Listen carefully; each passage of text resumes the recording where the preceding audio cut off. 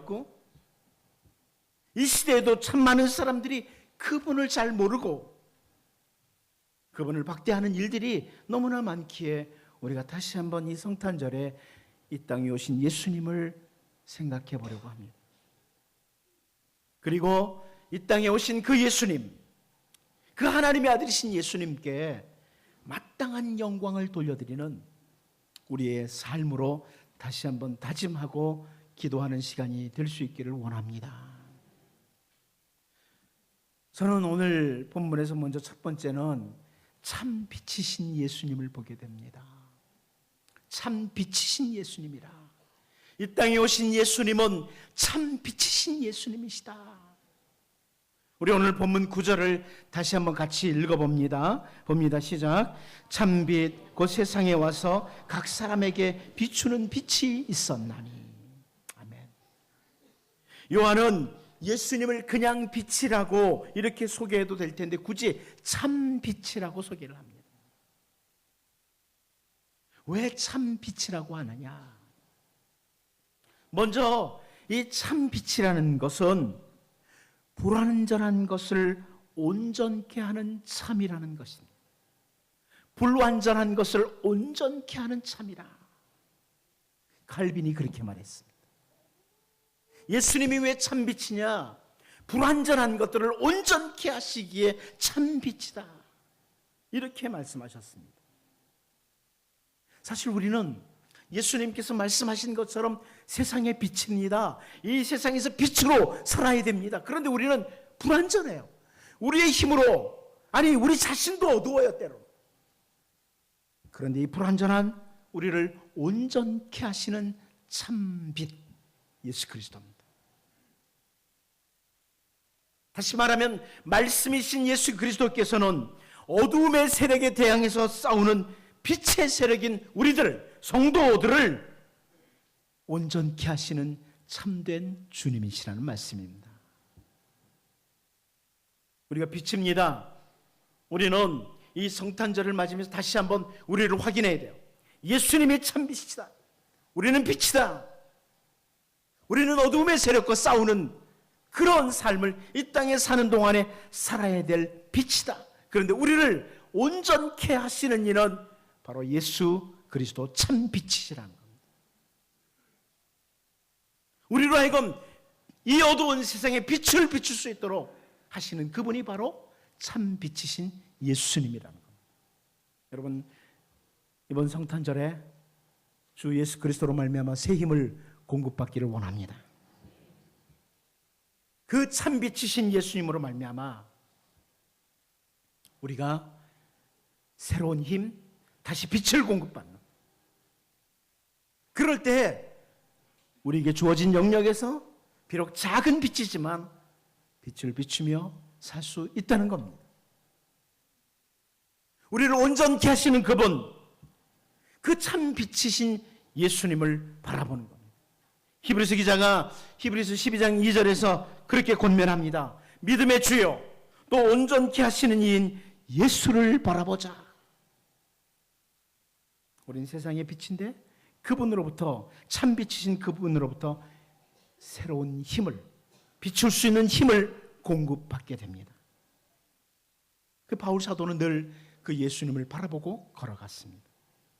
온전케 하시는 참 빛이신 예수님. 이번 성탄절에 다시 한번 참 빛이신 예수님 바라보고 그분께로부터 새 힘을 공급받고 우리가 온전케 하시는 그 예수 그리스도로 말미암아 이 어두운 세상에 빛을 비추며 사는 주의 백성들로 설 수 있기를 원합니다. 또 한 가지 참빛이라는 것은 거짓이 아니고 참되다는 이런 의미입니다. 세상에는 거짓 이론도 많습니다. 거짓 그리스도, 거짓 선지자들이 나타나서 예수님을 부인하도록 만듭니다.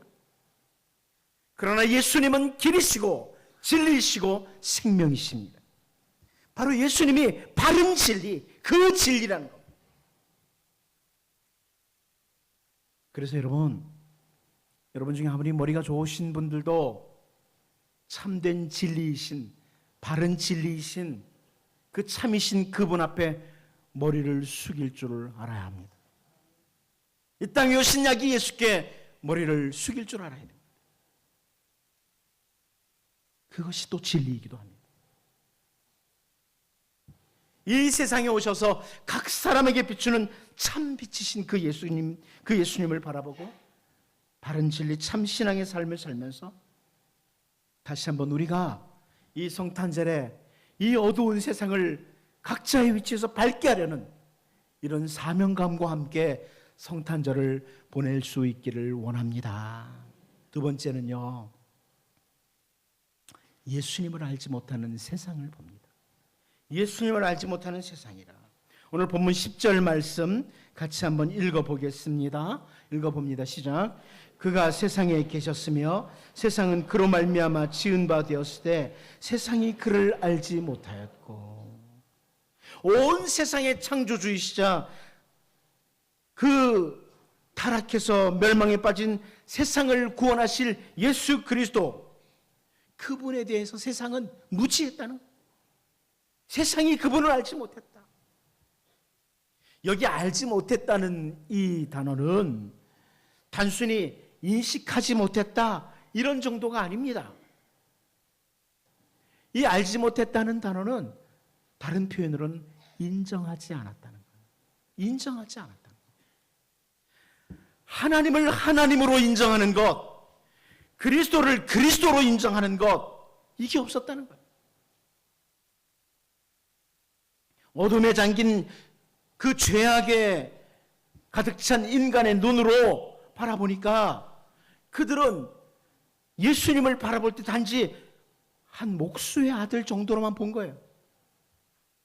혹은 마태복음 12장 24절에서 바리새인들이 듣고 이르되 이가 귀신의 왕 바알세불을 힘입지 않고는 귀신을 쫓아내지 못하느니라 하거늘 이렇게 표현함으로 예수님을 귀신 들린 자 정도로 바라보고 있습니다. 더군다나 예수님을 따르던 수많은 군중들조차도 예수님은 어떤 기적을 일으키는 행위자 혹은 정치적인 메시아 이 정도로밖에 인정을 못했습니다. 우리 인간들도 자기들을 인정해달라고 아우성치는 그런 세상에 살고 있지만 하나님의 아들이신 그분, 온 세상의 창조주이시고 주인이신 그분을 사람들은 인정하지 않았습니다. 여러분, 우리같이 미천한 존재들이 하나님께 영광을 돌리는 방법이 무엇이겠습니까? 어떻게 하나님께 영광을 돌리겠습니까? 그것은요, 하나님을 하나님으로 인정해 드리는 것입니다. 우리의 삶에서 하나님을 하나님으로 인정하는 것. 잠언 3장 6절을 알죠? 너는 범사에 그를 인정하라. 그리하면 내 길을 지도하시리라. 이 세상의 모든 삶이, 모든 일이 주님과 관계된 줄 알고 범사에 그분을 인정하는 삶. 하나님이 아니면 저는 한순간도 살 수 없습니다. 하나님을 인정하는 삶. 그것이 하나님께 영광을 돌리는 삶이죠. 이 땅에 우리의 죄를 위해서 오신 예수 그리스도를 사람들이 알지 못하는, 인정하지 않는 그런 모습을 보았습니다. 그런데 2014년 성탄절에 여러분 예수 그리스도를 인정하는, 예수님 나의 주인이십니다. 내 모든 삶의 주인이십니다. 그래서 모든 일, 삶 가운데 그분께 기도를 드리고 그 주님과 교제하며 그 주님께 감사하며 찬양하며 사는 이런 은혜가 있기를 바랍니다. 또 한 가지는 여기 알지 못했다는 게 뭐냐면 인정하지 않았을 뿐 아니라 그분을 거부했다는 겁니다. 거절했다는 겁니다. 이사야 1장 2절 3절 말씀을 보면 하늘이여 들으라 땅이여 귀를 기울이라 여호와께서 말씀하시기를 내가 자식을 양육하였거늘 그들이 나를 거역하였도다. 소는 그 임자를 알고 나귀는 그 주인의 구유를 알건만은 이스라엘은 알지 못하고 나의 백성은 깨닫지 못하는도다 하셨도다. 이렇게 말씀하고 있습니다. 하나님의 말씀을 거역하고 주 예수 그리스도를 거절하는 겁니다. 여러분 혹시 지나간 1년 동안 살면서 하나님의 말씀을 거절한 적, 거부한 적이 얼마나 많습니까?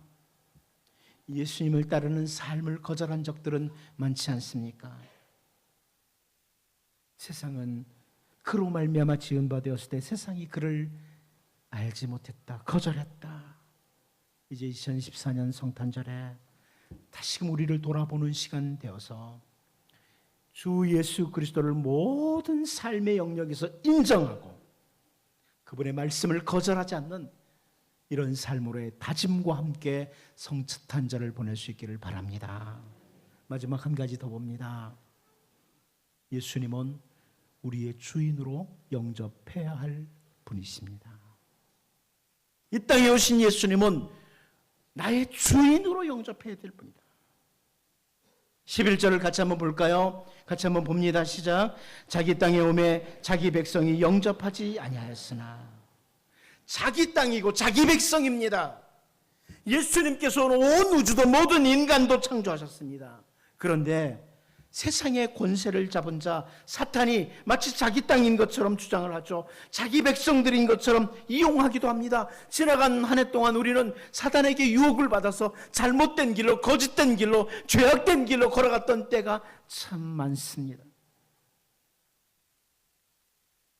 물론 마귀에게 이 세상 끝날까지 복종하다가 영원한 멸망의 자리로 떨어질 사람들도 있습니다. 그날에는 이제 이 마귀가 우리의 주인이 아니었는데 후회를 하겠죠. 땅도 마귀의 것이 아닙니다. 그런데 예수님을 시험하려고 왔던 마귀가 마태복음 4장 8절 9절에서 그래요. 마귀가 또 그를 데리고 지극히 높은 산으로 가서 천하 만국과 그 영광을 보여르되 만일 내게 엎드려 경배하면 이 모든 것을 내게 주리라. 마치 이 세상 모든 것이 마귀 자기가 잡고 있는 것처럼 예수님에게 이런 유혹을 했습니다. 오늘날도 마찬가지예요. 마귀는 자기가 모든 것을 잡고 있는 것처럼 우리를 유혹을 해요.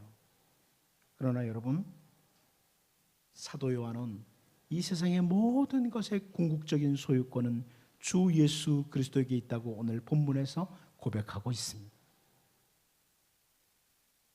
아무리 사단이 또 그 졸개들이 열심을 다한다고 해도 우리 주님께서 궁극적으로 승리를 거두실 것입니다. 이 어두운 세상에 휘말려서 마귀의 종로로 타는 그런 자들의 삶이 아니라 우리는 주님을 바라보고 삽니다. 그분이 주인이라고 인정합니다. 모든 것이 주님의 것입니다. 주님이 허락하시면.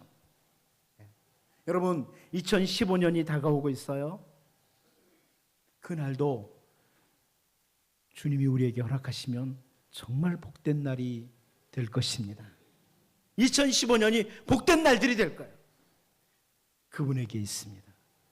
이제 성탄절을 맞으면서 다시 한번 하나님 땅도 주의 것이요 그 어떤 것도 주님의 것이기에 주님께 모든 것이 있음을 믿기에 심지어 나 자신도 주님의 것이기에 청지기처럼 살기를 원합니다.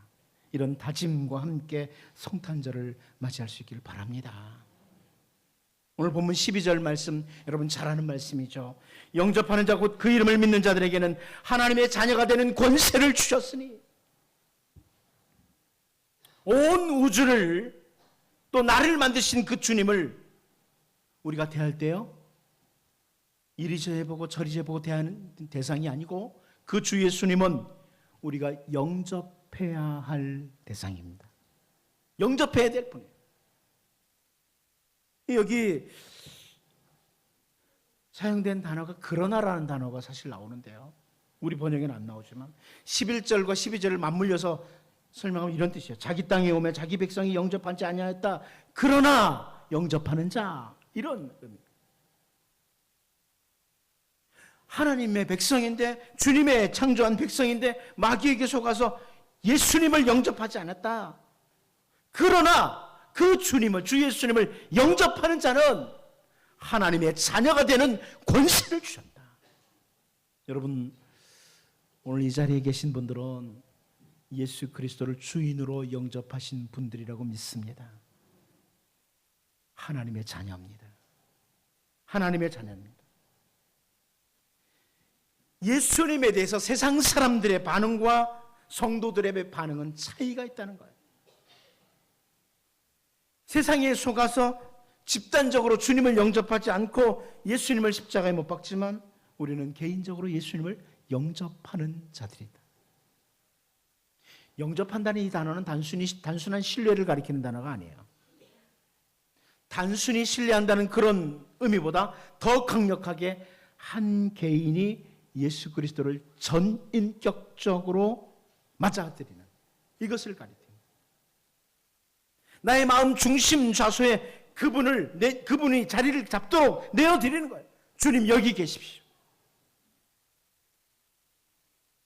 여러분, 이렇게 하나님의 자녀는 베드로후서 1장 4절에서 이렇게 표현합니다. 이로써 그 보배롭고 지극히 큰 약속을 우리에게 주사 이 약속으로 말미암아 너희가 정욕 때문에 세상에서 썩어질 것을 피하여 신성한 성품에 참여하는 자가 되게 하려 하셨느니라. 결국 예수님을 영접하는 자는 신성한 성품, 과거의 번역에는 신의 성품이라고 했어요. 신의 성품에 참여하는 자가 된다.